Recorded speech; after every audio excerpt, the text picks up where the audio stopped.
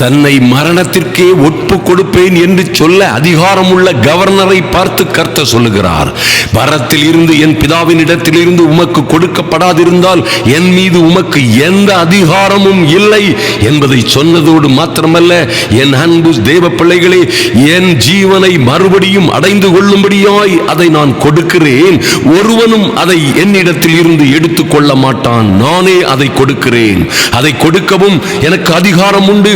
அதை மறுபடியும் என் ஜீவனை எடுத்துக்கொள்ளவும் எனக்கு அதிகாரம் உண்டு என்று சொன்ன அற்புதங்களின் ஆண்டவர் உங்களுக்கும் அதே அதிகாரத்தை கொடுத்திருக்கிறார். உங்களை தொடவோ அழிக்கவோ, உங்கள் கண்களை தொடவோ அல்லது உங்கள் மீது அதிகாரம் செலுத்தவோ, உங்களை ஜெயம் கொள்ளவோ இந்த உலகத்திலே எந்த சக்திக்கும் எந்த மனிதனுக்கும் அதிகாரம் இல்லை.